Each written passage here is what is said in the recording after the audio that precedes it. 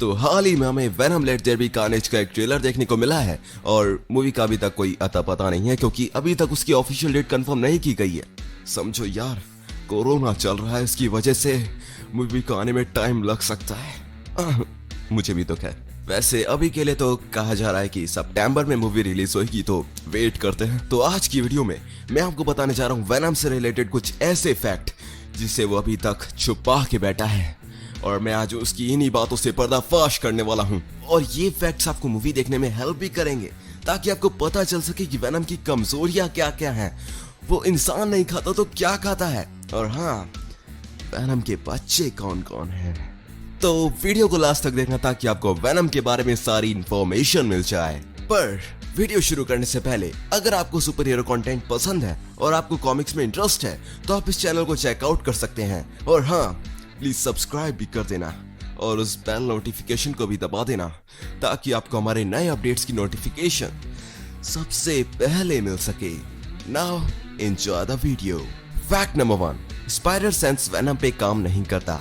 Symbiote के पास एक हद तक टेलीपैथी पावर होती है जिसकी हेल्प से वो अपने होस्ट के माइंड में क्या चल रहा है उसे रीड कर सकता है, उसके थॉट्स चेंज कर सकता है, यहाँ तक कि अपने यूजर की कुछ प्रॉपर्टीज से खुद को इम्यून भी कर सकता है। बिल्कुल जैसे हमें वैक्सीन दी जाती है जिसमें उसी वायरस को थोड़ा बीक करके बॉडी में इंजेक्ट कर दिया जाता है ताकि बॉडी का इम्यून सिस्टम उस वायरस का एंटीबॉडी बना ले और उसे मेमोराइज कर ले ताकि जब वो वायरस उस पर अटैक करे तो वो उससे इम्यून हो जाए। सेम केस आता है स्पाइडरमैन के पास। जब वेनम स्पाइडरमैन से जुड़ा था तब उसने स्पाइडरमैन के स्पाइडर सेंस से खुद को इम्यून कर लिया था। इसलिए जब भी वेनम किसी दूसरे होस्ट से जुड़ता है और स्पाइडरमैन के ऊपर अटैक करता है तो स्पाइडरमैन को वेनम के अटैक्स का पता नहीं चलता।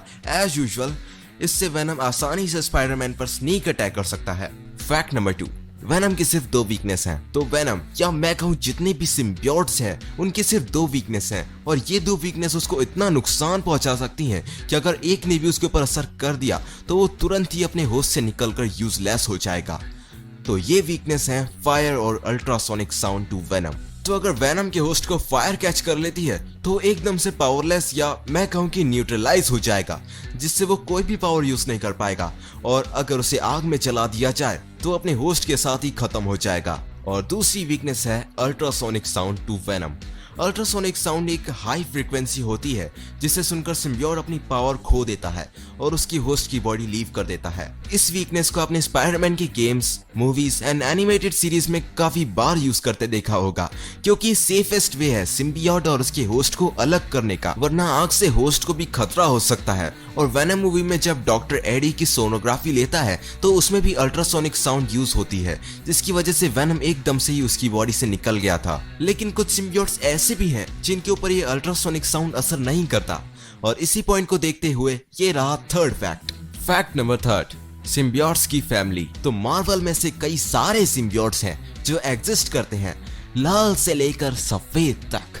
तो मार्वल में सिम्बियोट्स के साथ काफी एक्सपेरिमेंट करके उन्हें काफी अलग पावर दी है और कुछ तो वेनम से भी ज्यादा स्ट्रॉन्ग है, जैसे कि कार्नेज असल में वेनम का ही ऑफस्प्रिंग है, यानी कि वेनम का बेटा है जो कि उससे ज्यादा खतरनाक और डेंजरस है क्योंकि उसका होस्ट एक साइकोपैथ है। वो अपने होस्ट के ब्लड स्ट्रीम में घुसा हुआ है इसलिए उसे निकालना लगभग नामुमकिन हो जाता है। फिर है टॉक्सिन जो कि कार्नेज का ही ऑफस्प्रिंग है, जो कि एक अच्छा सिम्बियोट है और इसको होल्ड करने वाला एक पुलिस ऑफिसर है जिसका नाम है पैट्रिक, और उसने कई बार स्पाइडरमैन और वेनम की फाइट में मदद भी की है। और ऐसे ही मार्वल कॉमिक्स में 40 से भी ज्यादा सिम्बियोट्स हैं। फैक्ट नंबर 4, एडी के पास एंटी वेनम भी था। तो अब आप सोच रहे होंगे कि ये एंटी वेनम क्या होता है भाई। तो एंटी वेनम भी एक सिम्बियोट हाइब्रिड है जो कि तब बना था जब एडी वेनम से अलग हो जाता है। उसके बाद एडी को कैंसर हो जाता है और वो अपने इलाज को ढूंढते हुए एक साइंटिस्ट के पास जाता है जिसका नाम होता है मार्टिन ली, और ये एक मैड साइंटिस्ट होता है जो सिम्बियोट्स पर काफी रिसर्च कर रहा होता है। और उसने जानबूझकर एडी को चुना होता है क्योंकि वो वेनम सिम्बियोट का एक प्रॉपर होस्ट रह चुका है। उसके बाद वो वेनम के कुछ रिमेनिंग पार्ट को एडी के व्हाइट ब्लड सेल्स के साथ मर्ज कर देता है और जिसके बाद सामने आता है हमारा व्हाइट वेनम जो एंटी वेनम भी कहलाता है। इसकी पावर्स भी बिल्कुल इसके नाम की तरह ही मैच करती हैं, यानी कि जितने भी सिम्बियोट्स हैं उनको खत्म कर सकता है और स्ट्रॉन्ग बॉन्ड वाले रीजनरेशन को भी रोक सकता है, और ये भी एक एंटी हीरो है। फैक्ट नंबर 5, सिम्बियोट सिर्फ नेगेटिव इमोशंस को बढ़ाता है जो कि आपके अंदर पहले से हैं। तो ऐसा सिम्बियोट के हर होस्ट के साथ हुआ है कि जब भी वो किसी के साथ बॉन्ड बनाता है तो वो उसके डार्क इमोशंस को बढ़ा देता है और वो वही करता है जिससे उसके होस्ट को पास्ट में तकलीफ हुई हो। यहाँ तक कि स्पाइडरमैन के डार्क साइड को भी उसने जगाया, जिसकी वजह से पीटर के दिमाग में अंकल बेन के किलर को मारने के ख्याल आए। और कई बार तो सिम्बियोट ने अपने होस्ट को अननेसेसरी वायलेंस करने से भी रोका है, लेकिन ये वाला केस सिर्फ वेनम वाले सिम्बियोट पर ही यूज होता है, क्योंकि कार्नेज और बाकी सिम्बियोट्स थोड़े आउट ऑफ कंट्रोल रहते हैं और वो अपने होस्ट को चलाते हैं, लेकिन वेनम अपने होस्ट के साथ मिलकर काम करता है। और एक क्वेश्चन इससे राइज होता है, क्या सिम्बियोट कैप्टन अमेरिका को अफेक्ट कर सकता है? तो मार्वल कॉमिक्स में हमें कैप्टन अमेरिका को कभी भी सिम्बियोट के साथ मर्ज होते नहीं दिखाया, जबकि बड़े बड़े हीरोज को उसने कंट्रोल किया है, जैसे doctor strange, Wolverine, black panther और भी कई सारे हीरो एंड विलन। क्योंकि कैप्टन अमेरिका के थॉट्स बाकियों से अलग हैं, ना वो बदला लेना चाहता है और ना ही कोई बुरे थॉट्स हैं, इसलिए वो म्योल्नियर के लिए वर्दी भी है। इस वजह से सिम्बियोट उससे कभी जुड़ता ही नहीं है, और अगर वो जुड़ा भी तो उसे कंट्रोल नहीं कर पाएगा। Fact number 6, Deadpool becomes one of venom host. तो मार्वल सीक्रेट वॉर कॉमिक में कई सारे हीरो सेलेक्ट करके उन्हें उन्हीं के विलन के साथ फाइट कराई थी बियॉन्डर्स ने, और इस टीम में स्पाइडरमैन भी था। तो जब स्पाइडरमैन का सूट डिस्ट्रॉय हो जाता है तो उसी कॉम्पिटिशन में एक मशीन उसे एक ब्लैक सूट देती है, जो कि उसकी पावर को 25% इंक्रीज करता है और उसे ऑर्गेनिक वेब भी देता है, ताकि वेब शूटर को रिफिल करने में कोई प्रॉब्लम ना हो।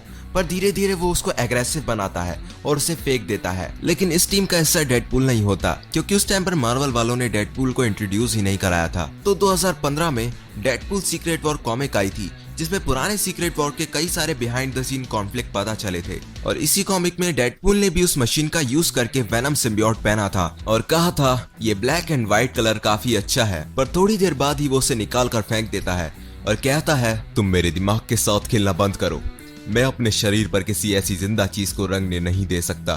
फैक्ट नंबर 7, तो लास्ट फैक्ट ये है कि वेनम एक्चुअली में फैन बेस्ड कैरेक्टर है। तो मार्वल कॉमिक ने एक टाइम पर एक कॉन्टेस्ट हेल्ड किया था, जिसमें वो एक राइटर और एक आर्टिस्ट ढूंढ रहे थे अपने नेक्स्ट वर्क के लिए। तो उसमें ही एक मार्वल फैन जिसका नाम रैंडी स्केलर था, उसने स्पाइडरमैन के ब्लैक सूट का आइडिया दिया, जिसके बाद स्पाइडरमैन के editor in chef gym shooter ने इस आइडिया को $220 में खरीद लिया और यहाँ से शुरू हुई वेनम की ओरिजिन। उसका आइडिया ये था कि ये कॉस्ट्यूम भी फैंटास्टिक फोर के कॉस्ट्यूम के अनस्टेबल मॉलिक्यूल से बना होगा और मिस्टर फैंटास्टिक ही उसे बना कर देगा। इसे पहनने के बाद वो उसकी ड्यूरेबिलिटी और स्टेल्थ को बढ़ा देगा, यानी कि छुपने की शक्ति को बढ़ा देगा। पर फिर मार्वल वालों ने इसे चेंज करके सिम्बियोट का कॉन्सेप्ट लाया, जो कि स्पाइडरमैन से चिपकेगा, उसकी पावर लेगा और एक मेन विलन बनेगा एडी ब्रॉक के साथ, और फिर एक एंटी हीरो। तो बस यार, आज की वीडियो में इतना ही है। वीडियो पसंद आई तो वीडियो को लाइक जरूर कीजिए, काफी मोटिवेशन मिलती है। ऐसी कंटेंट और चाहिए तो सब्सक्राइब कीजिए इस चैनल को। मैं चला दूसरी सुपर हीरो वीडियो बनाने। बाय।